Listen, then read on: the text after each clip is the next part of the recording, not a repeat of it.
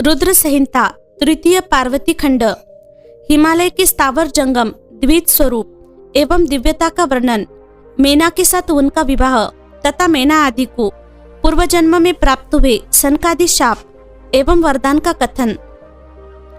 नारद जी ने पूछा, ब्राह्मण, पिता के यज्ञ में अपने शरीर का परित्याग करके दक्ष कन्या जगदम्बा सती देवी किस प्रकार गिरिराज हिमालय की पुत्री हुई, किस तरह अत्यंत उग्र तपस्या करके उन्होंने पुनः शिव को ही पति रूप में प्राप्त किया, यह मेरा प्रश्न है। आप इस पर भली भांति और विशेष रूप से प्रकाश डालिए। ब्रह्मा जी ने कहा, मुने नारद, तुम पहले पार्वती के माता के जन्म, विवाह और अन्य भक्तिवर्धक पावन चरित्र सुनो। मुनि श्रेष्ठ, उत्तर दिशा में पर्वतों का राजा हिमवान नामक महान पर्वत है, जो महातेजस्वी और समृद्धशाली है। उसके दो रूप प्रसिद्ध है, एक स्थावर और दूसरा जंगम। मैं संक्षेप से उसके सूक्ष्म स्थावर स्वरूप का वर्णन करता हूँ। वह रमणीय पर्वत नाना प्रकार के रत्नों का आकार खान है और पूर्व तथा पश्चिम समुद्र के भीतर प्रवेश करके इस तरह खड़ा है मानो भूमंडल को नापने के लिए कोई मापदंड हो। वह नाना प्रकार के वृक्षों से व्याप्त है और अनेक शिखरों के कारण विचित्र शोभा से संपन्न दिखाई देता है। सिंह, व्याघ्र आदि पशु सदा सुखपूर्वक उसका सेवन करते हैं। हिम का तो वह भंडारी है, इसलिए अत्यंत उग्र जान पड़ता है। भांति भांति के आश्चर्यजनक दृश्यों से उसकी विचित्र शोभा होती है। देवता, ऋषि, सिद्ध और मुनि उस पर्वत का आश्रय लेकर रहते हैं। भगवान शिव को वह बहुत ही प्रिय है, तपस्या करने का स्थान है। स्वरूप से ही वह अत्यंत पवित्र और महात्माओं को भी पावन करने वाला है। तपस्या में वह अत्यंत शीघ्र सिद्धि प्रदान करता है। अनेक प्रकार की धातुओं की खान और शुभ है। वही दिव्य शरीर धारण करके सर्वांग सुंदर रमणीय देवता के रूप में भी स्थित है। भगवान विष्णु का अविकृत अंश है, इसलिए वह शैलराज साधु संतों को अधिक प्रिय है। एक समय गिरिवर हिमवान ने अपनी कुल परंपरा की स्थिति और धर्म की वृद्धि के लिए देवताओं तथा पितरों का हित करने की अभिलाषा से अपना विवाह करने की इच्छा की। मुनीश्वर, उस अवसर पर संपूर्ण देवता अपने स्वार्थ का विचार करके दिव्य पितरों के पास आकर उनसे प्रसन्नता पूर्वक बोले। देवताओं ने कहा, पितरों, आप सब लोग प्रसन्नचित्त होकर हमारी बात सुने और यदि देवताओं का कार्य सिद्ध करना आपको भी अभिष्ट हो तो शीघ्र वैसा ही करे। आपकी ज्येष्ठ पुत्री जो मेना नाम से प्रसिद्ध है, वह मंगल रूपिणी है और उसका विवाह आप लोग अत्यंत प्रसन्नता पूर्वक हिमवान पर्वत से करते। ऐसा करने पर आप सब लोगों को सर्वथा महान लाभ होगा और देवताओं के दुखों का निवारण भी पग पग पर होता रहेगा। देवताओं की यह बात सुनकर पितरों ने परस्पर विचार करके स्वीकृति दे दी और अपनी पुत्री मेना को विधि पूर्वक हिमालय के हाथ में दे दिया। उस परम मंगलमय विवाह में बड़ा उत्सव मनाया गया। मुनीश्वर नारद, मेना के साथ हिमालय के शुभ विवाह का यह सुखद प्रसंग मैंने तुमसे प्रसन्नता पूर्वक कहा है। अब और क्या सुनना चाहते हो? नारद जी ने पूछा, विधे, विद्वान, अब आदर पूर्वक मेरे सामने मेना की उत्पत्ति का वर्णन कीजिए। उसे किस प्रकार शाप प्राप्त हुआ था, यह कहिए और मेरे संदेह का निवारण कीजिए। ब्रह्मा जी बोले, मुने, मैंने अपने दक्ष नामक जिस पुत्र की पहले चर्चा की है, उनके साथ कन्याएं हुई थी जो सृष्टि की उत्पत्ति में कारण बनी। नारद, दक्ष ने कश्यप आदि श्रेष्ठ मुनियों के साथ उनका विवाह किया था। यह सब वृत्तांत तो तुम्हें विदित ही है। अब प्रस्तुत विषय को सुनो। उन कन्याओं में एक स्वधा नाम की कन्या थी, जिसका विवाह उन्होंने पितरों के साथ किया। स्वधा की 3 पुत्रियां थी, जो सौभाग्यशालिनी तथा धर्म की मूर्ति थी। उनमें से ज्येष्ठ पुत्री का नाम मेना था, मंजली धन्या के नाम से प्रसिद्ध थी, और सबसे छोटी कन्या का नाम कलावती था। ये सारी कन्याएं पितरों की मानसी पुत्रियां थी, उनके मन से प्रकट हुई थी। इनका जन्म किसी माता के गर्भ से नहीं हुआ था, अतएव ये अयोनिजा थी। केवल लोक व्यवहार से स्वदा की पुत्री मानी जाती थी। इनके सुंदर नामों का कीर्तन करके मनुष्य संपूर्ण अभिष्ट को प्राप्त कर लेता है। ये सदा संपूर्ण जगत की वंदनीय लोक माताएं है और उत्तम अभ्युदय से सुशोभित रहती है। सबकी सब परम योगिनी, ज्ञान निधि, तथा तीनों लोकों में सर्वत्र जा सकने वाली है। मुनीश्वर, एक समय वे तीनों बहनें भगवान विष्णु के निवास स्थान श्वेत द्वीप में उनका दर्शन करने के लिए गई। भगवान विष्णु को प्रणाम और भक्ति पूर्वक उनकी स्तुति करके वे उन्हीं की आज्ञा से वहां ठहर गई। उस समय वहां संतों का बड़ा भारी समाज एकत्र हुआ था। मुनि, उसी अवसर पर मेरे पुत्र सनकादि सिद्धिगण भी वहां गए और श्री हरि की स्तुति वंदना करके उन्हीं की आज्ञा से वहां ठहर गए। सनकादि मुनि देवताओं के आदि पुरुष और संपूर्ण लोकों में वंदित थे। वे जब वहां जाकर खड़े हुए उस समय श्वेत द्वीप के सब लोग उन्हें देख प्रणाम करते हुए उठकर खड़े हो गए, परंतु ये तीनों बहनें उन्हें देखकर भी वहां नहीं उठी। इससे सनत कुमार ने उनको मर्यादा रक्षार्थ उन्हें स्वर्ग से दूर होकर नर स्त्री बनने का शाप दे दिया। फिर उनके प्रार्थना करने पर वे प्रसन्न हो गए और बोले। सनत कुमार ने कहा, पितरों की तीनों कन्याओं, तुम प्रसन्नचित्त होकर मेरी बात सुनो। यह तुम्हारे शोक का नाश करने वाली और सदा ही तुम्हें सुख देने वाली है। तुम में से जो ज्येष्ठ है वह भगवान विष्णु की अंशभूत हिमालय गिरी की पत्नी हो। उससे जो कन्या होगी वह पार्वती के नाम से विख्यात होगी। पितरों की दूसरी प्रिय कन्या योगिनी धन्या राजा जनक की पत्नी होगी। उसकी कन्या के रूप में महालक्ष्मी अवतीर्ण होगी, जिनका नाम सीता होगा। इसी प्रकार पितरों की छोटी पुत्री कलावती द्वापर के अंतिम भाग में वृषभानु वैश्य की पत्नी होगी और उसकी प्रिय पुत्री राधा के नाम से विख्यात होगी। योगिनी मेनका मेना पार्वती जी के वरदान से अपने पति के साथ उसी शरीर से कैलाश नामक परम पद को प्राप्त हो जाएगी। धन्या तथा उनके पति जनक कुल में उत्पन्न हुए जीवन मुक्त महायोगी राजा सिरध्वज लक्ष्मी स्वरूपा सीता के प्रभाव से वैकुंठ धाम में जाएंगे। वृषभानु के साथ वैवाहिक मंगल कृत्य संपन्न होने के कारण जीवन मुक्त योगिनी कलावती भी अपनी कन्या राधा के साथ गोलोक धाम में जाएंगी। इसमें संशय नहीं है। विपत्ति में पड़े बिना कहा किनकी महिमा प्रकट होती है। उत्तम कर्म करने वाले पुण्यात्मा पुरुष का संकट जब टल जाता है तब उन्हें दुर्लभ सुख की प्राप्ति होती है। अब तुम लोग प्रसन्नता पूर्वक मेरी दूसरी बात भी सुनो, जो सदा सुख देने वाली है। मेना की पुत्री जगदम्बा पार्वती देवी अत्यंत दुस्सह तप करके भगवान शिव की प्रिय पत्नी बनेंगी। धन्या की पुत्री सीता भगवान श्री राम जी की पत्नी होंगी और लोकचार का आश्रय ले श्री राम के साथ विहार करेंगी। साक्षात गोलोक धाम में निवास करने वाली राधा ही कलावती की पुत्री होंगी। वे गुप्त स्नेह में बनकर श्री कृष्ण की प्रियतमा बनेंगी। ब्रह्मा जी कहते हैं, नारद, इस प्रकार शाप के व्यास से दुर्लभ वरदान देकर सबके द्वारा प्रशंसित भगवान सनत कुमार मुनि भाइयों सहित वही अंतर्ध्यान हो गए। तात पितरों की मानसी पुत्री वे तीनों बहनें इस प्रकार शाप मुक्त हो सुख पाकर तुरंत अपने घर को चली गई।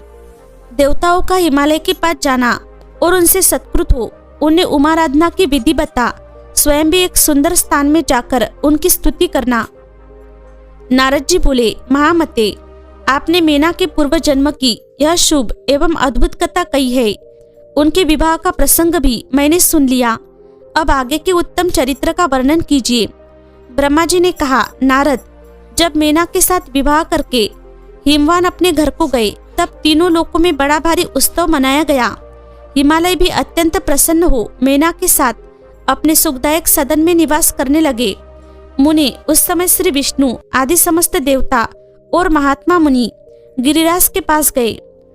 उन सब देवताओं को आया देख महान हिमगिरी ने प्रशंसा पूर्वक उन्हें प्रणाम किया और अपने भाग्य की सराहना करते हुए भक्ति भाव से उन सब का आदर सत्कार किया। हाथ जोड़ मस्तक झुकाकर वे बड़े प्रेम से स्तुति करने को उद्यत हुए। शैलराज के शरीर में महान रोमांच हो आया। उनके नेत्रों से प्रेम के आंसू बहने लगे। मुनि हिमशैल ने प्रसन्न मन से अत्यंत प्रेम पूर्वक प्रणाम किया और विनीत भाव से खड़े हो श्री विष्णु आदि देवताओं से कहा। हिमालय बोले, आज मेरा जन्म सफल हो गया। मेरी बड़ी भारी तपस्या सफल हुई। आज मेरा ज्ञान सफल हुआ और आज मेरी सारी क्रियाएं सफल हो गई। आज मैं धन्य हुआ। मेरी सारी भूमि धन्य हुई। मेरा कुल धन्य हुआ। मेरी स्त्री तथा मेरा सब कुछ धन्य हो गया। इसमें संशय नहीं है, क्योंकि आप सब महान देवता एक साथ मिलकर एक ही समय यहाँ पधारे हैं। मुझे अपना सेवक समझकर प्रसन्नता पूर्वक उचित कार्य के लिए आज्ञा दे। हिमगिरी का यह वचन सुनकर वे सब देवता बड़े प्रसन्न हुए और अपने कार्य की सिद्धि मनाते हुए बोले। देवताओं ने कहा, महाप्राज्ञ हिमाचल, हमारा हितकारक वचन सुनो। हम सब लोग जिस कामना के लिए यहाँ आए हैं उसे प्रसन्नता पूर्वक बता रहे हैं। गिरिराज, पहले जो जगदम्बा उमा दक्ष कन्या सती के रूप में प्रकट हुई थी और रुद्र पत्नी होकर सुदीर्घ काल तक इस भूतल पर क्रीड़ा करती रही, वे ही अंबिका सती अपने पिता से अनादर पाकर अपनी प्रतिज्ञा का स्मरण करके यज्ञ में शरीर त्याग अपने परम धाम को पधार गई। हिमगिरे, वह कथा लोक में विख्यात है और तुम्हें भी विदित है। यदि वे सती पुनः तुम्हारे घर में प्रकट हो जाए तो देवताओं का महान लाभ हो सकता है। ब्रह्मा जी कहते हैं, श्री विष्णु आदि देवताओं की यह बात सुनकर गिरिराज हिमालय मन ही मन प्रसन्न हो आदर से झुक गए और बोले, प्रभु, ऐसा हो तो बड़े सौभाग्य की बात है। तदनंतर वे देवता उन्हें बड़े आदर से उमा को प्रसन्न करने की विधि बताकर स्वयं सदाशिव पत्नी उमा की शरण में गए। एक सुंदर स्थान में स्थित हो समस्त देवताओं ने जगदम्बा का स्मरण किया और बारंबार प्रणाम करके वे वहां श्रद्धा पूर्वक उनकी स्तुति करने लगे। देवता बोले, शिवलोक में निवास करने वाली देवी उमे, जगदम्बे, सदाशिव प्रिये, दुर्गे, महेश्वरी, हम आपको नमस्कार करते हैं। आप पावन शांत स्वरूप श्री शक्ति है, परम पावन सृष्टि है, अव्यक्त प्रकृति और महतत्व ये आपके ही रूप है। हम भक्तिपूर्वक आपको नमस्कार करते हैं। आप कल्याणमय शिवा है, आपके हाथ भी कल्याणकारी है। आप शुद्ध, स्थूल, सूक्ष्म और सबका परम आश्रय है। अंतर्विद्या और सुविद्या से अत्यंत प्रसन्न रहने वाली आप देवी को हम प्रणाम करते हैं। आप श्रद्धा है, आप धृति है, आप श्री है और आप ही सब में व्याप्त रहने वाली देवी है। आप ही सूर्य की किरणें है और आप ही अपने प्रपंच को प्रकाशित करने वाली है। ब्रह्मांड रूप शरीर में और जगत के जीवों में रहकर जो ब्रह्मा से लेकर तृण पर्यंत संपूर्ण जगत की पुष्टि करती है, उन आदि देवी को हम नमस्कार करते हैं। आप ही वेद माता गायत्री है, आप ही सावित्री और सरस्वती है, आप ही संपूर्ण जगत के लिए वार्ता नामक वृत्ति है और आप ही धर्म स्वरूपा वेद त्रयी है। आप ही संपूर्ण भूतों में निद्रा बनकर रहती है, उनकी शुद्धा और तृप्ति भी आप ही है। आप ही तृष्णा, कांति, छवि, दृष्टि और सदा संपूर्ण आनंद को देने वाली है। आप ही पुण्यकर्ताओं के यहाँ लक्ष्मी बनकर रहती है और आप ही पापियों के घर सदा ज्येष्ठा लक्ष्मी की बड़ी बहन दरिद्रता के रूप में वास करती है। आप ही संपूर्ण जगत की शांति है। आप ही धारण करने वाली धात्री एवं प्राणों का पोषण करने वाली शक्ति है। आप ही पांचों भूतों के सार तत्वों को प्रकट करने वाली तत्व स्वरूपा है। आप ही नीतिज्ञों की नीति तथा व्यवसाय रूपिणी है। आप ही सामवेद की गीति है। आप ही ग्रंथि है। आप ही यजुर्मंत्रों की आहुति है। ऋग्वेद की मात्रा तथा अथर्ववेद की परम गति भी आप ही है, जो प्राणियों को नाक, कान, नेत्र, मुख, भुजा, वक्षस्थल और हृदय में धृति रूप से स्थित हो सदा ही उनके लिए सुख का विस्तार करती है, जो निद्रा के रूप में संसार के लोगों को अत्यंत सुभग प्रतीत होती है। वे देवी उमा जगत की स्थिति एवं पालन के लिए हम सब पर प्रसन्न हो। इस प्रकार जगत जननी सती साध्वी महेश्वरी उमा की स्तुति करके अपने हृदय में विशुद्ध प्रेम लिए वे सब देवता उनके दर्शन की इच्छा से वहां खड़े हो गए। उमा देवी का दिव्य रूप से देवताओं को दर्शन देना, देवताओं का उनसे अपना अभिप्राय निवेदन करना और देवी का अवतार लेने की बात स्वीकार करके देवताओं को आश्वासन देना। ब्रह्मा जी कहते हैं, नारद, देवताओं की इस प्रकार स्तुति करने पर दुर्गम पीड़ा का नाश करने वाली जगत जननी देवी दुर्गा उनके सामने प्रकट हुई। वे परम अद्भुत दिव्य रत्नमय रथ पर बैठी हुई थी। उस श्रेष्ठ रथ में घुंघरू लगे हुए थे और मुलायम बिस्तर बिछे थे। उनके श्री विग्रह का एक एक अंग करोड़ों सूर्यों से भी अधिक प्रकाशमान और रमणीय था। ऐसे अवयवों से वे अत्यंत उद्भासित हो रही थी। सब और फैली हुई अपनी तेज राशि के मध्य भाग में वे विराजमान थी। उनका रूप बहुत ही सुंदर था और उनकी छवि की कई तुलना नहीं थी। सदाशिव के साथ विलास करने वाली उन महामाया की किसी के साथ समानता नहीं थी। शिवलोक में निवास करने वाली वे देवी त्रिविध चिन्मय गुणों से युक्त थी। प्राकृत गुणों का अभाव होने से उन्हें निर्गुणा कहा जाता है। वे नित्य रूपा है। वे दुष्टों पर प्रचंड कोप करने के कारण चंडी कहलाती है, परंतु स्वरूप से शिवा कल्याणमयी है। सबकी संपूर्ण पीड़ाओं का नाश करने वाली तथा संपूर्ण जगत की माता है।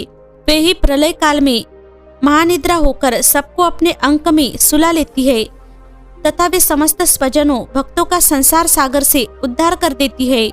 शिवा देवी के तेजो राशि के प्रभाव से देवता उन्हें अच्छी तरह देख न सके, तब उनके दर्शन की अभिलाषा से देवताओं ने फिर उनका स्तवन किया। तदनंतर दर्शन की इच्छा रखने वाले विष्णु आदि सब देवता उन जगदम्बा की कृपा पाकर वहां उनका सुस्पष्ट दर्शन कर सके। इसके बाद देवता बोले, अंबिके महादेवी, हम सदा आपके दास है। आप प्रसन्नता पूर्वक हमारा निवेदन सुने। पहले आप दक्ष की पुत्री रूप से अवतीर्ण हो लोक में रुद्रदेव की वल्लभा हुई थी। उस समय आपने ब्रह्मा जी के तथा दूसरे देवताओं के महान दुख का निवारण किया था। तदनंतर पिता से अनादर पाकर अपनी की हुई प्रतिज्ञा के अनुसार आपने शरीर को त्याग दिया और स्वधाम में पधार आई। इससे भगवान हर को भी बड़ा दुख हुआ। महेश्वरी, आपके चले आने से देवताओं का कार्य पूरा नहीं हुआ। अंततः हम देवता और मुनि व्याकुल होकर आपकी शरण में आए हैं। महेशानी, शिवे, आप देवताओं का मनोरथ पूर्ण करे जिससे सनत कुमार का वचन सफल हो। देवी, आप भूतल पर अवतीर्ण हो पुनः रुद्रदेव की पत्नी होइए और यथा योग्य ऐसी लीला कीजिए जिससे देवताओं को सुख प्राप्त हो। देवी, इससे कैलाश पर्वत पर निवास करने वाले रुद्रदेव भी सुखी होंगे। आप ऐसी कृपा करें जिससे सब सुखी हो और सबका सारा दुख नष्ट हो जाए।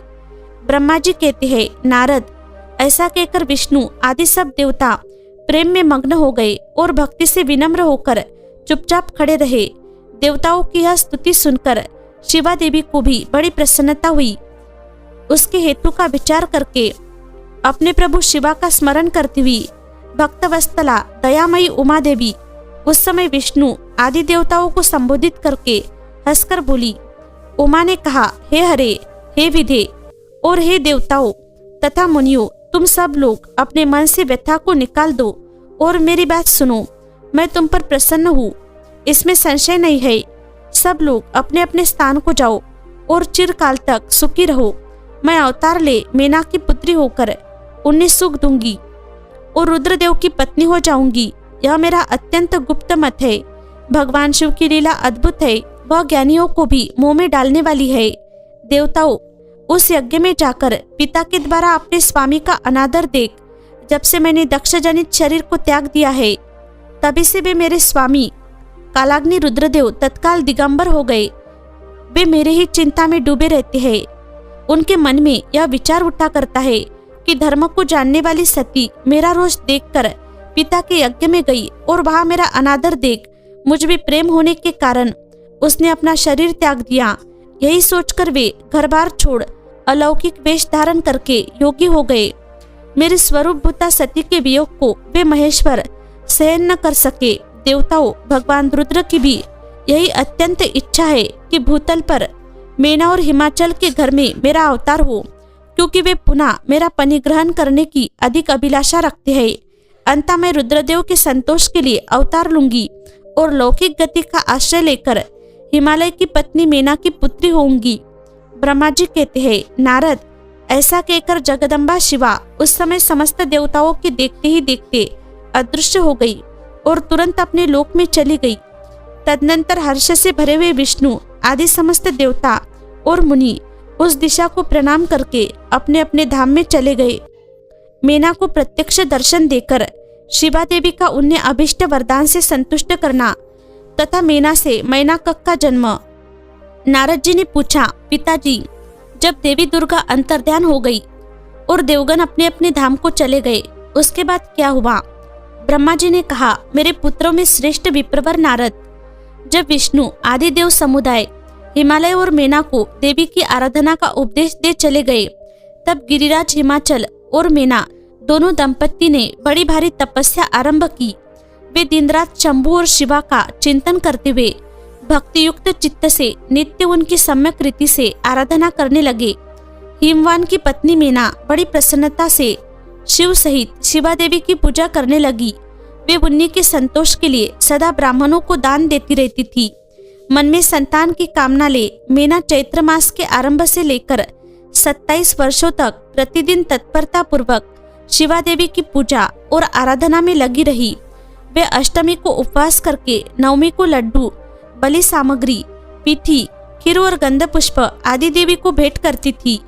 गंगा के किनारे औषधि प्रस्थ में उमा की मिट्टी की मूर्ति बनाकर नाना प्रकार की वस्तुएं समर्पित करके उसकी पूजा करती थी। मीना देवी कभी निराहार रहती, कभी व्रत के नियमों का पालन करती, कभी जल पीकर रहती और कभी हवा पीकर ही रह जाती थी।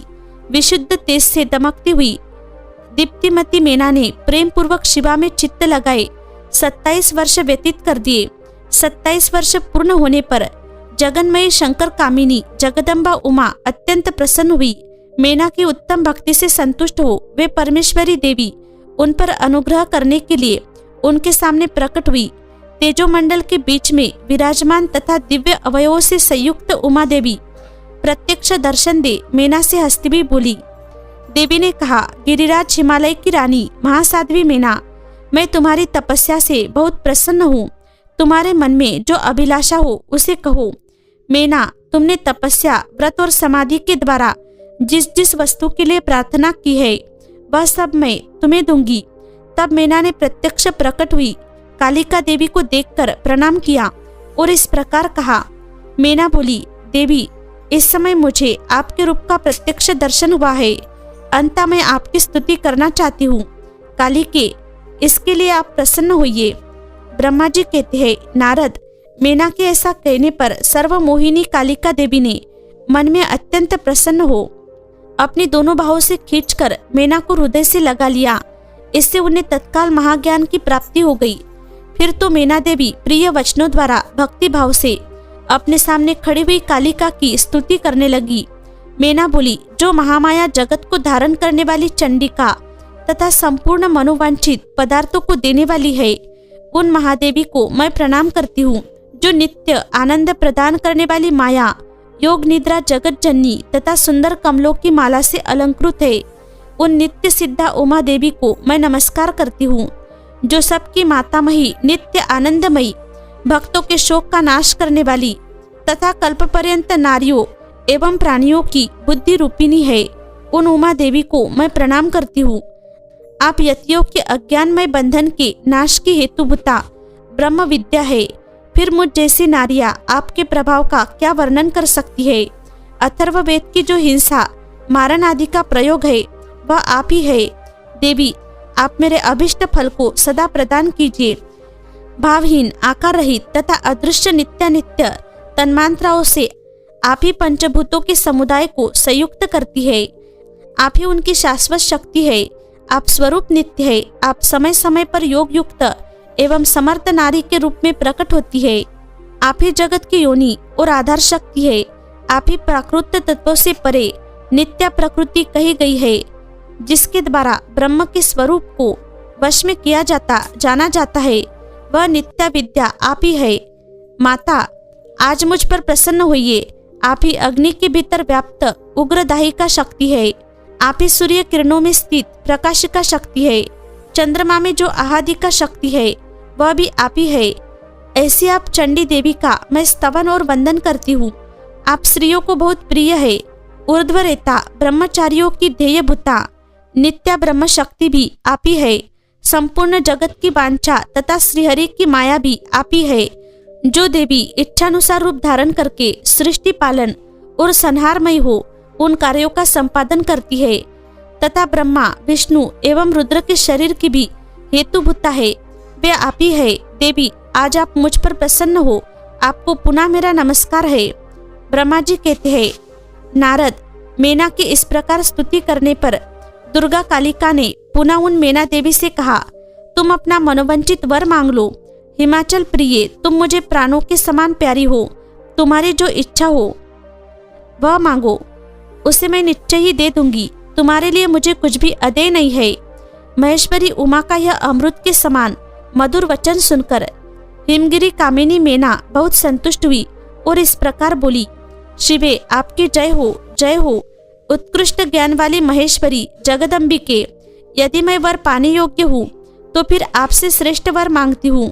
जगदम्बे, पहले तो मुझे 100 पुत्र हो, उन सबकी बड़ी आयु हो, वे बल पराक्रम से युक्त तथा रिद्धि सिद्धि से संपन्न हो। उन पुत्रों के पश्चात मेरी एक पुत्री हो, जो स्वरूप और गुणों से सुशोभित होने वाली हो। वह दोनों कुलों को आनंद देने वाली तथा तीनों लोकों में पूजित हो।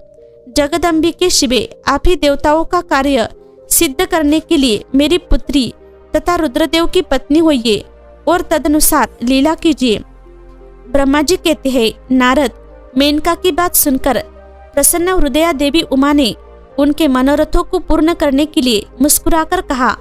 देवी बोली, पहले तुम्हें 100 बलवान पुत्र प्राप्त होंगे, उनमें भी एक सबसे अधिक बलवान और प्रधान होगा, जो सबसे पहले उत्पन्न होगा। तुम्हारी भक्ति से संतुष्ट हो, मैं स्वयं तुम्हारे यहाँ पुत्री के रूप में अवतीर्ण होंगी और समस्त देवताओं से सेवित हो उनका कार्य सिद्ध करूंगी। ऐसा कहकर जगतदात्री परमेश्वरी कालिका शिवा मेनका के देखते देखते वही अदृश्य हो गई। तात महेश्वरी से अभिष्ट वर पाकर मेनका को भी अपार हर्ष हुआ। उनका तपस्या जनित सारा क्लेश नष्ट हो गया। मुने, फिर कालक्रम से मेना के गर्भ रहा और वह प्रतिदिन बढ़ने लगा। समयानुसार उसने एक उत्तम पुत्र को उत्पन्न किया, जिसका नाम मेनाक था। उसने समुद्र के साथ उत्तम मैत्री बांधी। वह अद्भुत पर्वत नागवधुओं के उपभोग का स्थल बना हुआ है। उसके समस्त अंग श्रेष्ठ है। हिमालय के 100 पुत्रों में वह सबसे श्रेष्ठ और महान बल पराक्रम से संपन्न है। अपने से या अपने बाद प्रकट हुए समस्त पर्वतों में एकमात्र मैनाक ही पर्वतराज के पद पर प्रतिष्ठित है। देवी उमा का हिमवान के हृदय तथा मेना के गर्भ में आना, गर्भस्था देवी का देवताओं द्वारा स्तवन, उनका दिव्य रूप में प्रादुर्भाव, माता मेना से बातचीत तथा नवजात कन्या के रूप में परिवर्तित होना। ब्रह्मा जी कहते हैं, नारद, तदनंतर मेना और हिमालय आदरपूर्वक देव कार्य की सिद्धि के लिए कन्या प्राप्ति के हेतु वह जगत जनी भगवती उमा का चिंतन करने लगे, जो प्रसन्न होने पर संपूर्ण अभिष्ट वस्तुओं को देने वाली है। वे महेश्वरी उमा अपने पूर्ण अंश से गिरिराज हिमवान के चित्त में प्रविष्ट हुई। इससे उनके शरीर में अपूर्व एवं सुंदर प्रभा उत्तर आई। वे आनंदमग्न हो अत्यंत प्रकाशित होने लगे। उस अद्भुत तेजो राशि से संपन्न महामना हिमालय अग्नि के समान अदृश्य हो गए थे। तत्पश्चात सुंदर कल्याणकारी समय में गिरिराज हिमालय ने अपनी प्रिया मेना के उदर में शिवा के उस परिपूर्ण अंश का आदान किया। इस तरह गिरिराज की पत्नी मेना ने हिमवान के हृदय में विराजमान करुणा निधान देवी की कृपा से सुखदायक गर्भ धारण किया। संपूर्ण जगत की निवासभूता देवी के गर्भ में आने से गिरिप्रिया मेना सदा तेजोमंडल के बीच में स्थिर होकर अधिक शोभा पाने लगी। अपनी प्रिया शुभांगी मेना को देखकर गिरिराज हिमवान बड़ी प्रसन्नता का अनुभव करने लगे। गर्भ में जगदम्बा के आ जाने से वे महान तेज से संपन्न हो गई थी। मुनि, उस अवसर में विष्णु आदि देवता और मुनियों ने वहां आकर गर्भ में निवास करने वाली शिवा देवी की स्तुति की और तदनंतर महेश्वरी की नाना प्रकार से स्तुति करके प्रसन्न चित्त हुए वे सब देवता अपने अपने धाम को चले गए। जब 9वां महीना बीत गया और 10वां भी पूरा हो चला, तब जगदम्बा कालिका ने समय पूर्ण होने पर गर्भस्थ शिशु की जो गति होती है उसी को धारण किया, अर्थात जन्म ले लिया। उस अवसर पर आद्य शक्ति सती साध्वी शिवा पहले मेना के सामने अपने ही रूप से प्रकट हुई। वसंत ऋतु में चैत्र मास की 9वीं तिथि को मृगशिरा नक्षत्र में आधी रात के समय चंद्रमंडल से आकाश गंगा की भांति मेना के उदर से देवी शिवा का अपने ही स्वरूप में प्रादुर्भाव हुआ। उस समय संपूर्ण संसार में प्रसन्नता छा गई। अनुकूल हवा चलने लगी, जो सर्वांग सुंदर, सुगंधित एवं गंभीर थी। उस समय जल की वर्षा के साथ फूलों की वृष्टि हुई। विष्णु आदि सब देवता बहाए। सबने सुखी होकर प्रसन्नता के साथ जगदम्बा के दर्शन किए और शिवलोक में निवास करने वाली दिव्य रूपा महामाया शिव कामिनी मंगलमयी कालिका माता का स्तवन किया। नारद, जब देवता लोग स्तुति करके चले गए, तब मेनका उस समय प्रकट हुई। नीलकमल दल के समान कांति वाली श्याम वर्णा देवी को देखकर अतिशय आनंद का अनुभव करने लगी। देवी के उस दिव्य रूप का दर्शन करके गिरिप्रिया मेना को ज्ञान प्राप्त हो गया। वे उन्हें परमेश्वरी समझकर अत्यंत हर्ष से उल्लासित हो उठी और संतोषपूर्वक बोली। मीना ने कहा, जगदम्बे महेश्वरी, आपने बड़ी कृपा की जो मेरे सामने प्रकट हुई। अंबिके, आपकी बड़ी शोभा हो रही है। शिवे, आप संपूर्ण शक्तियों में आद्य शक्ति तथा तीनों लोकों की जननी है।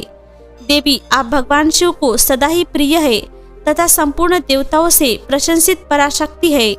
महेश्वरी, आप कृपा करें और इसी रूप से मेरे ध्यान में स्थित हो जाए, साथ ही मेरे पुत्री के अनुरूप प्रत्यक्ष दर्शनीय रूप धारण करे।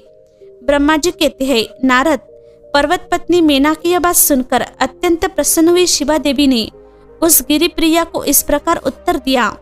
देवी बोली, मेना, तुमने पहले तत्परता पूर्वक मेरी बड़ी सेवा की थी। उस समय तुम्हारी भक्ति से प्रसन्न हो मैं वर देने के लिए तुम्हारे निकट आई। वर मांगो। मेरी इस वाणी को सुनकर तुमने जो वर मांगा वह इस प्रकार है। महादेवी, आप मेरी पुत्री हो जाए और देवताओं का ही साधन करे। तब मैंने तथास्तु कहकर तुम्हें सादर यह वर दे दिया और मैं अपने धाम को चली गई। गिरि कामिनी, उस वर के अनुसार समय पाकर आज मैं तुम्हारी पुत्री हुई हूँ। आज मैंने जो दिव्य रूप का दर्शन कराया है, इसका उद्देश्य इतना ही है कि तुम्हें मेरे स्वरूप का स्मरण हो जाए, अन्यथा मनुष्य रूप में प्रकट होने पर मेरे विषय में तुम अनजानी बनी रहती। अब तुम दोनों दंपत्ति पुत्री भाव से अथवा दिव्य भाव से मेरा निरंतर चिंतन करते हुए मुझ में स्नेह रखो। इससे मेरी उत्तम गति प्राप्त होगी। मैं पृथ्वी पर अद्भुत लीला करके देवताओं का कार्य सिद्ध करूंगी, भगवान शंभु की पत्नी होंगी और सज्जनों का संकट से उद्धार करूंगी। ऐसा कहकर जगन माता शिवा चुप हो गई और उसी क्षण माता के देखते देखते प्रसन्नता पूर्वक नवजात पुत्री के रूप में परिवर्तित हो गई। पार्वती का नामकरण और विद्याध्ययन। नारद का हिमवान के यहाँ जाना, पार्वती का हाथ देखकर भावी फल बताना, चिंतित हुए हिमवान को आश्वासन दे पार्वती का विवाह शिवजी के साथ करने को कहना और उनके संदेश का निवारण करना। ब्रह्मा जी कहते हैं, नारद, मेना के सामने महातेजस्विनी कन्या होकर लौकिक गति का आश्रय ले वह रोने लगी। उसका मनोहर रुदन सुनकर घर की सब स्त्रियां हर्ष से खिल उठी और बड़े वेग से प्रसन्नता पूर्वक वहां पहुंची। नीलकमल दल के समान श्याम कांति वाली उस परम तेजस्विनी और मनोरम कन्या को देखकर गिरिराज हिमालय अत्यंत आनंद में निमग्न हो गए। तदनंतर सुंदर मुहूर्त में मुनियों के साथ हिमवान ने अपनी पुत्री के काली आदि सुखदायक नाम रखे। देवी शिवा गिरिराज के भवन में दिनों दिन बढ़ने लगी। ठीक उसी तरह जैसे वर्षा के समय में गंगा जी की जलराशि और शरद ऋतु के शुक्ल पक्ष में चांदनी बढ़ती है, सुशीलता आदि गुणों से संयुक्त तथा बंधुजनों की प्यारी उस कन्या को कुटुंब के लोग अपने कुल के अनुरूप पार्वती नाम से पुकारने लगे। माता ने कालिका को उमा, अरे तपस्या मत कर कहकर तप करने से रोका था। मुनि, इसीलिए वह सुंदर मुख वाली गिरिजा नंदिनी आगे चलकर लोक में उमा के नाम से विख्यात हो गई। नारद, तदनंतर जब विद्या के उपदेश का समय आया, तब शिवा देवी अपने चित्त को एकाग्र करके बड़ी प्रसन्नता के साथ श्रेष्ठ गुरु से विद्या पढ़ने लगी। पूर्व जन्म की सारी विद्याएं उन्हें उसी तरह प्राप्त हो गई जैसे शरत काल में हंसों की पात अपने आप स्वर्गिका के तट पर पहुंच जाती है और रात्रि में अपना प्रकाश स्वतः महौषधियों को प्राप्त हो जाता है। मुनि, इस प्रकार मैंने शिवा की किसी एक लीला का ही वर्णन किया है। अब अन्य लीला का वर्णन करूंगा, सुनो। एक समय की बात है, तुम भगवान शिव की प्रेरणा से प्रसन्नता पूर्वक हिमाचल के घर गए। मुनि, तुम शिव तत्व के ज्ञाता और उनकी लीला के जानकारों में श्रेष्ठ हो। नारद, गिरिराज हिमालय ने तुम्हें घर पर आया देख प्रणाम करके तुम्हारी पूजा की और अपनी पुत्री को बुलाकर उससे तुम्हारे चरणों में प्रणाम करवाया। मुनीश्वर फिर स्वयं ही तुम्हें नमस्कार करके हिमाचल ने अपने सौभाग्य की सराहना की और अत्यंत मस्तक झुका हाथ जोड़कर तुमसे कहा। हिमालय बोले, हे मुनि नारद, हे ब्रह्मपुत्रों में श्रेष्ठ ज्ञानवान प्रभु, आप सर्वज्ञ है और कृपा पूर्वक दूसरों के उपकारों में लगे रहते हैं। मेरी पुत्री के जन्म कुंडली में जो गुण दोष हो उसे बताइए। मेरी बेटी किसकी सौभाग्यवती प्रिय पत्नी होगी? ब्रह्मा जी कहते हैं, मुनिश्रेष्ठ, तुम बातचीत में कुशल और कौतुकी तो हो ही। गिरिराज हिमालय के ऐसा कहने पर तुमने कालिका का हाथ देखा और उसके संपूर्ण अंगों पर विशेष रूप से दृष्टिपात करके हिमालय से इस प्रकार कहना आरंभ किया। नारद बोले, शैलराज और मैना, आपकी यह पुत्री चंद्रमा की आदि कला के समान बड़ी है। समस्त शुभ लक्षण इसके अंगों की शोभा बढ़ाती है। यह अपने पति के लिए अत्यंत सुखदायिनी होगी और माता पिता की भी कीर्ति बढ़ाएगी। संसार की समस्त नारियों में यह परम साध्वी और स्वजनों को सदा महान आनंद देने वाली होगी। गिरिराज, तुम्हारी पुत्री के हाथ में सब उत्तम लक्षण ही विद्यमान है, केवल एक रेखा विलक्षण है। उसका यथार्थ फल सुनो। इसे ऐसा पति प्राप्त होगा जो योगी, नंग धड़ंग रहने वाला, निर्गुण और निष्काम होगा। उसके न माँ होगी न बाप, उसे मान सम्मान का भी कोई ख्याल नहीं रहेगा और वह सदा अमंगल वेश धारण करेगा। ब्रह्मा जी कहते हैं, नारद, तुम्हारी इस बात को सुन और सत्य मानकर मैना तथा हिमाचल दोनों पति पत्नी बहुत दुखित हुए, परंतु जगदम्बा शिवा तुम्हारे ऐसे वचनों को सुनकर और लक्षणों द्वारा उस भावी पति को शिव मानकर मन ही मन हर्ष से खिल उठी। नारद जी की बात कभी झूठ नहीं हो सकती, यह सोचकर शिवा भगवान शिव के युगल चरणों में संपूर्ण हृदय से अत्यंत स्नेह करने लगी। नारद, उस समय मन ही मन दुखी हो हिमवान ने तुमसे कहा, मुने, उस रेखा का फल सुनकर मुझे बड़ा दुख हुआ है। मैं अपनी पुत्री को उससे बचाने के लिए क्या उपाय करूं? मुने, तुम महान कौतुक करने वाले और वार्तालाप विशारद हो। हिमवान की बात सुनकर अपने मंगलकारी वचनों द्वारा उनका हर्ष बढ़ाते हुए तुमने इस प्रकार कहा। नारद बोले, गिरिराज, तुम स्नेहपूर्वक सुनो, मेरी बात सच्ची है, वह झूठ नहीं होगी। हाथ की रेखा ब्रह्मा जी की लिपि है, निश्चय ही वह मिथ्या नहीं हो सकती। अंतः शैल प्रवर, इस कन्या को वैसा ही पति मिलेगा, इसमें संशय नहीं। परंतु इस रेखा के कुफल से बचने के लिए एक उपाय भी है, उसे प्रेम पूर्वक सुनो। उसे करने से तुम्हें सुख मिलेगा। मैंने जैसे वर का निरूपण किया है वैसे ही भगवान शंकर है। वे सर्वसमर्थ है और लीला के लिए अनेक रूप धारण करते रहते हैं। उनमें समस्त कुलक्षण सद्गुणों के समान हो जाएंगे। समर्थ पुरुष में कोई दोष भी हो तो वह उसे दुख नहीं देता, असमर्थ के लिए ही वह दुखदायक होता है। इस विषय में सूर्य, अग्नि और गंगा का दृष्टांत सामने रखना चाहिए। इसलिए तुम विवेकपूर्ण अपनी कन्या शिवा को भगवान शिव के हाथ में सौंप दो। भगवान शिव सबके ईश्वर, शैव, निर्विकार, सामर्थ्यशाली और अविनाशी है। वे जल्दी ही प्रसन्न हो जाते हैं, अंततः शिवा को ग्रहण कर लेंगे, इसमें संशय नहीं है। विशेषता वे तपस्या से वश में हो जाते हैं। यदि शिवा तप करे तो सब काम ठीक हो जाएगा। सर्वेश्वर शिव सब प्रकार से समर्थ है। वे इंद्र के वज्र का भी विनाश कर सकते हैं। ब्रह्मा जी उनके अधीन है तथा वे सबको सुख देने वाले हैं। पार्वती भगवान शंकर की प्यारी पत्नी होंगी। वह सदा रुद्रदेव के अनुकूल रहेगी, क्योंकि यह महासाध्वी और उत्तम व्रत का पालन करने वाली है तथा माता पिता के सुखों को बढ़ाने वाली है। यह तपस्या करके भगवान शिव के मन को अपने वश में कर लेगी और वे भगवान भी इसके सिवा किसी दूसरी स्त्री से विवाह नहीं करेंगे। इन दोनों का प्रेम एक दूसरे के अनुरूप है। वैसा उच्च कोटि का प्रेम न तो किसी का हुआ है, न इस समय है और न आगे होगा। गिरिश्रेष्ठ, इन्हें देवताओं के कार्य करने हैं। उनके जो जो काम नष्ट प्राय हो गए हैं उन सब का इनके द्वारा पुनः उज्जीवन या उद्धार होगा। अत्रिराज, आपकी कन्या को पाकर ही भगवान हर अर्धनारीश्वर होंगे। इन दोनों का पुनः हर्षपूर्वक मिलन होगा। आपकी यह पुत्री अपनी तपस्या के प्रभाव से सर्वेश्वर महेश्वर को संतुष्ट करके उनके शरीर के आधे भाग को अपने अधिकार में कर लेगी, उनका अर्धांग बन जाएगी। गिरिश्रेष्ठ, तुम्हें अपनी यह कन्या भगवान शंकर के सिवा दूसरे किसी को नहीं देनी चाहिए। यह देवताओं का गुप्त रहस्य है, इसे कभी प्रकाशित नहीं करना चाहिए। हिमालय ने कहा, ज्ञानी मुनि नारद, मैं आपको एक बात बता रहा हूँ, उसे प्रेम पूर्वक सुनिए और आनंद का अनुभव कीजिए। सुना जाता है महादेव जी सब प्रकार की आसक्तियों का त्याग करके अपने मन को संयम में रखते हुए नित्य तपस्या करते हैं। देवताओं की भी दृष्टि में नहीं आते।